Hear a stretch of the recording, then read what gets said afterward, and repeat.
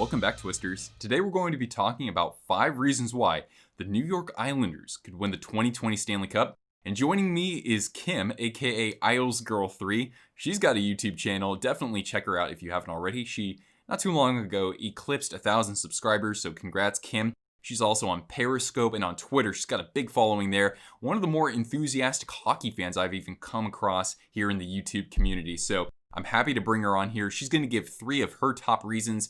So before I pass it over to Kim, let's look at the key stats for the Islanders heading into these playoffs. So 22nd in goals for, 9th in goals against, 24th in power play, 15th in penalty kill, 28th in shots for, 15th in shots against, and 18th in face-off percentage. So not all that glamorous, but there are certainly injuries to be discussed here. And so without further ado, Kim, take it away.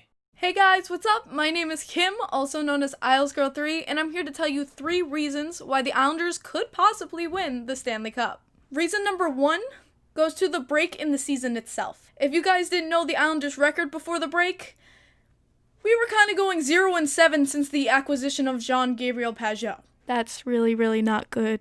If you didn't realize, it's really bad. So if the Islanders needed anything, it was a reset period, a time for us to step back, look at the team, maybe mix up the lines, especially since we added Pageau, and get the team to a point where we could start winning games, getting pucks in the net, because we definitely needed that forward push. So that's the first reason of why I could see the Islanders surprising everyone in this preliminary round, because we've had that time to reset, look at our lines, and go forward even stronger. Reason number 2, the Islanders could possibly be Stanley Cup contenders, is because of the players that have been on injury and are coming back to play in the preliminary round. First of the players to come back is Adam Pelech. Now, Adam Pelech got hurt with a torn Achilles and was out for the rest of the season. Many people don't know Adam Pelech's name because before Barry Trotz, he was kind of a lower line defenseman.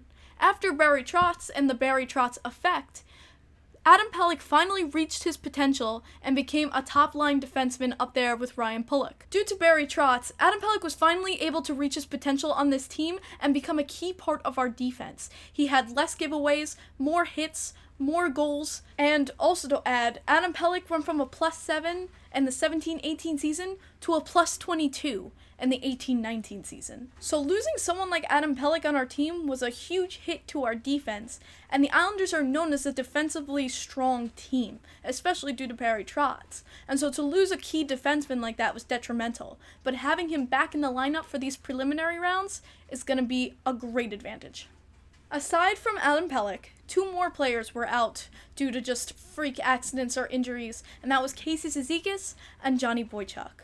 I think a lot of people know about the Johnny Boychuk incident. I was there at the game where the skate came up and cut his eyelid. They said today, actually, that it was a millimeter away from hitting him in the eyeball. Luckily, Johnny Boychuk's okay, he's all healed, and he's going to be back in this lineup. He's a fantastic veteran presence. He's someone who's won a Stanley Cup before with the Boston Bruins, so he knows how these playoffs work. He's on our top defensive line for a reason. So having his veteran presence back there and helping the team to push through these playoffs and hopefully for a Stanley Cup is going to be a big help. And of course, last but not least is Czikas. Now this was another player affected by a skate blade, which was a cut to the lower body. And it was a really terrible accident, and he was out for a long time. Now, losing someone like Czikas is very hard because, number 1, he's on our top PK line, he helps kill those penalties and get those shorthanded goals, and he's kind of an underrated offenseman.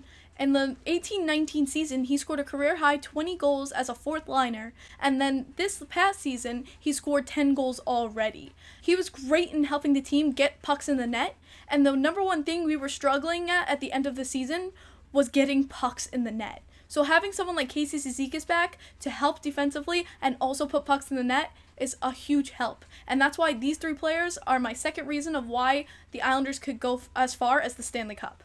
My third reason the Islanders could go as far as the Stanley Cup is because we have 2 players who blossom in the Stanley Cup playoffs, and that is Jordan Eberle and Jean-Gabriel Pageau.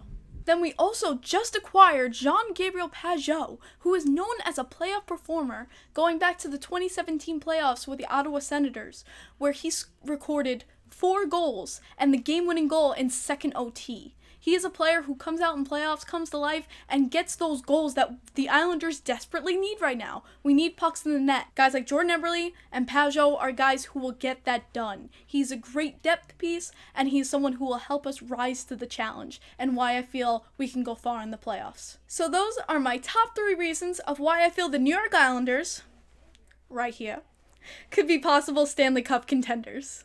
Excellent job there, Kim. I'm going to add 2 points of my own to this. So, although I don't think this is necessarily the most important reason, I think it's definitely important to pay attention to this. So, I think that any production that they can get from the back end will certainly help. As Kim was talking about, this team hadn't been very productive from the forward position when it came to scoring goals during those final 7 games there. But apparently the defense actually picked it up a little bit, particularly Ryan Pelech and also Devin Toews. So let's look at some of those numbers there. Now Pelech, he had a career high in points per game.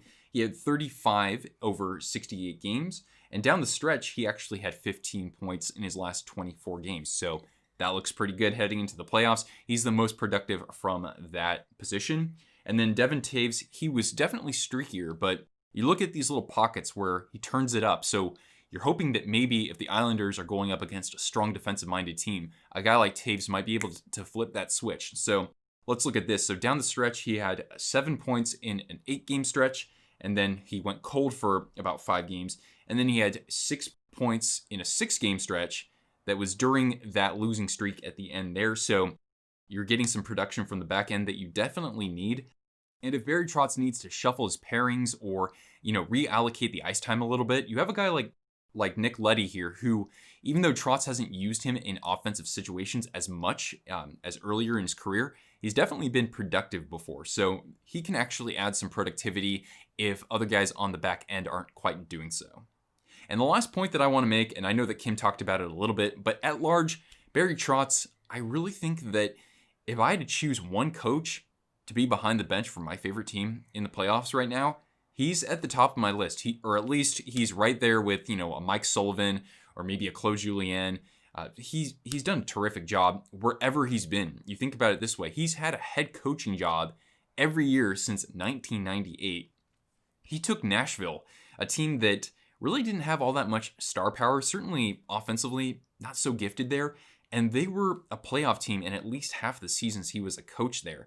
And I know that his record in the playoffs weren't that great, but he was able to do more with less. I think that he's been a great coach for the Islanders with respect to that as well. You look what he did with Washington in the 4 years that he was there. They won around every year he was in the playoffs, or every year they had qualified. And of course, in that final year, it wasn't just about them winning the Stanley Cup. It was the fact that in the second round, they got past their nemesis, the Penguins. So Trotz made those necessary adjustments to help this team. And then they were up against the wall there, 3-2 deficit against the Tampa Bay Lightning. They won Game 6. They went into Tampa and won Game 7. And then, of course, they won the Stanley Cup. So a tremendous track record, just a great, a fairly player-minded coach, I would say, in terms of that rapport. And 845 regulation wins. I think he's top 5 all time. And you look at the playoffs, he's won 59 games there. So this guy, really, is there a coach that you'd rather have behind the bench right now than Trotz? It's hard to make a case against him. So anyway, fantastic coach to lead this team. I think he's their biggest asset heading into the postseason. But we want to know your thoughts down in the comments below. So let us know, are there any other reasons why you think the Islanders make a case to make a deep run this year? Anyway, be sure to check out Kim's channel. Again, that's IslesGirl3. Fantastic job coming on the channel here, Kim. Hopefully it's not the last time we bring you on. Anyway, guys, that's going to do it for this video. Hope you enjoyed it. If you did, give it a big thumbs up, subscribe down below, and we'll see you around for more playoff-related videos. Thanks so much for tuning in. We'll catch you later. Ciao.